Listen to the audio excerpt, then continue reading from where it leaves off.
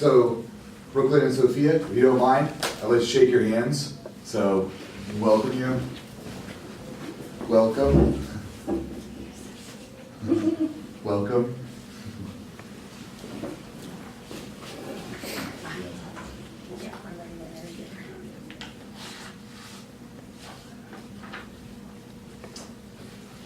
All right, we are ready whenever you are. Just let us know when you are. Good morning. My name is Brooklyn Koch. And my name is Sophia G. And our play is Extra, extra, read all about it. Exploring the Newsboy Strike of 1899.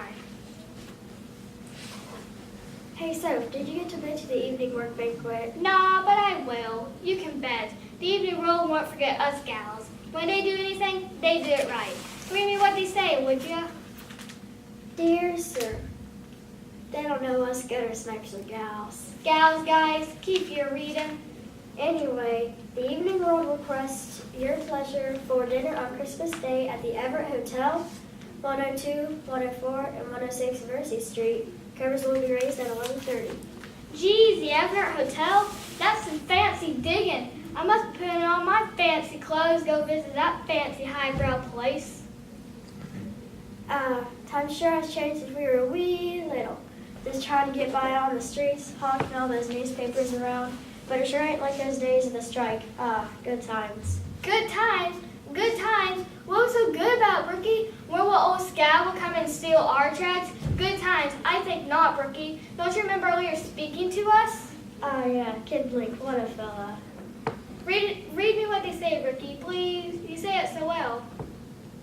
Friends and fellow workers, this is time when tries the heart of men. And us gals, too. Don't forget us gals. Anyway, this is the time we stick together like glue. If we want something, we get it even if we're blind. No true words could have been spoken. That Hearst and Pulitzer, who do they think they would? Cutting into our money, geez, old tightwads. Sitting up there in their mansions, not a care in the world, while we're out here freezing in the wet and just trying to find something to eat. Brookie, we had no other choice but to join the other strikers. We could starve to death.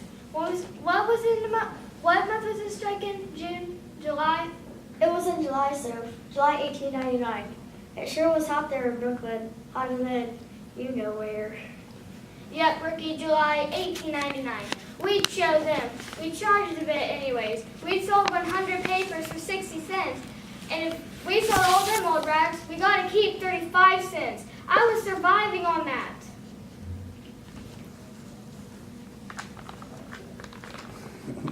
Sure did. I ended up bumming on the streets until the coppers would have to show up, and then I'd have to move somewhere else.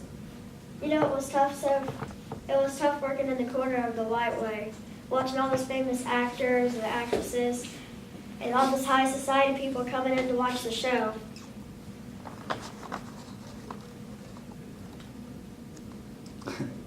Well, I couldn't pay my keep at the logging house in Duane Street. They much didn't want me there anyway, because I was a girl. And they know how to treat us like girls, like a bit dim-witted. And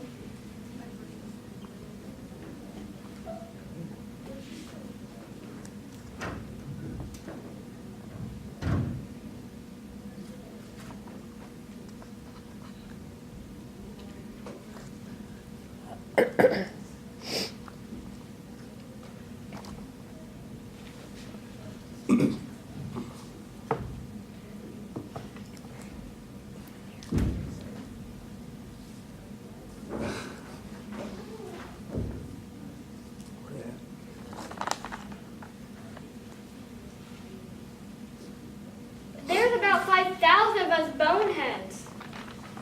He and a couple of other kids went to go meet with Mr. Hearst and Pulitzer. When they came back, they offered them other kids $2 a day to sell them old rags. $2, and some of them did it. Dirty scabs. Well, I had no other choice, but I didn't have no family to support me. Or some other old scab will take my place in a flash.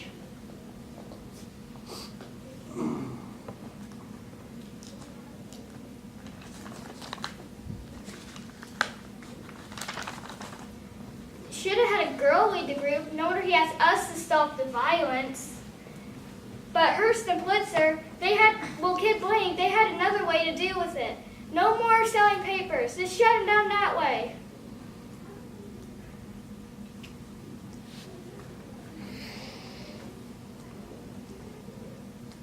Bad enough that they decided to listen to us that next week. They didn't want to lower the prices back down, but they sure did buy back all those unsold newspapers, and that sure did help a hard-working kid turning into a five-figured thief. Hey, we better ask who else is going to this fancy dinner. I want to look my best when I go shake hands with those highbrow society people. Come on, Brookie, let's go to work.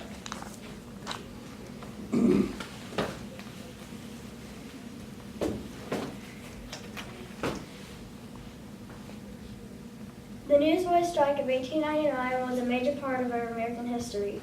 It not only started out in New York City, but it branched out to all areas in the U.S. And some of the newsies were as young as 5 years old, surviving on the streets, and this led to the exploitation of child labor and groundwork child labor laws throughout this country.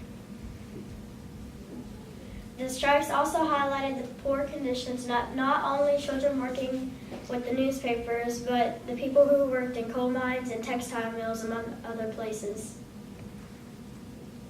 But then in 1938, the U.S. supported this exploration. And then this set minimum the age and hour working limits for guttersmiths like us across the U.S.